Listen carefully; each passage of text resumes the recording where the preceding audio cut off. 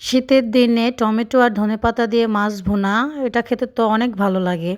তো আসসালামু আলাইকুম এভরিওয়ান, সবাই কেমন আছেন? আলহামদুলিল্লাহ আমিও ভালো আছি।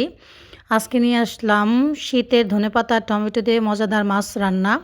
তো ফার্স্টে আমি পরিমাণ মতো তেল দিয়ে দিচ্ছি সামান্য কালি জিরা। তো কালি জিরাটা হালকা ভেজে এখন দিয়ে দেবো পরিমাণ মতো পেঁয়াজ। তো পেঁয়াজটা আমি পরিমাণ মতো দিয়ে দিয়েছি। এখন আমরা চিনি দিয়ে ভালো করে নেড়ে নিব। তো নেড়েচেড়ে সুন্দর করে সামান্য লবণ দিয়ে পেঁয়াজটাকে আমরা কিছুক্ষণ ভেজে নিব। তো লবণটা অবশ্যই পরিমাণ মতো দিবেন টেস্ট অনুযায়ী। তো এই পর্যায়ে আমি সামান্যই লবণ ইউজ করতেছি। তো পেঁয়াজটা আমাদের ভাজা হয়ে আসছে, দেখতেই পাচ্ছেন কালারটা চেঞ্জ হয়ে গেছে।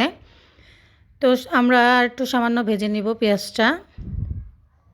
তো এই পর্যায়ে দিয়ে দিচ্ছি আদা রসুন পেস্ট। তো আদা রসুন পেস্টটা দিয়েও আমরা কিছুক্ষণ ভেজে নেব যেন আদা রসুনের কাঁচা গন্ধটা চলে যায়।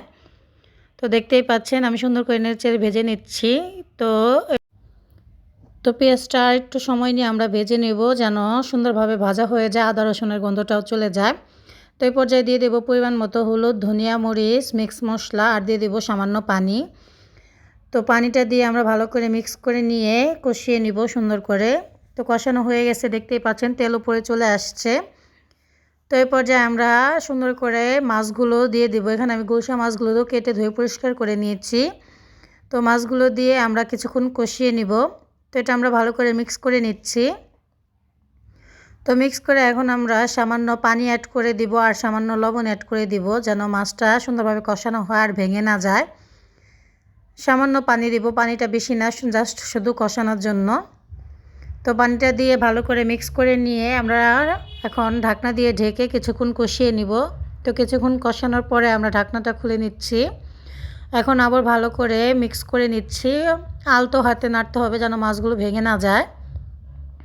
তো মাছগুলো কষানো হয়ে গেছে, পর্যায়ে আমরা দিয়ে দিচ্ছি পরিমাণ মতো পানি। তো পানিটা দিয়ে ভালো করে মিক্স করে নিয়ে এখন আমরা আবারও ঢাকনা দিয়ে ঢেকে কিছুক্ষণ রান্না করে নিব।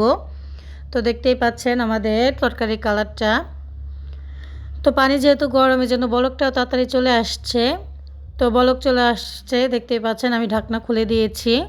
এখন দিয়ে দিব টমেটো। আমি টমেটোগুলো কেটে নিয়েছি। তো টমেটোগুলো দিয়ে এখন আমরা মিক্স করে দিব আর দিয়ে দিব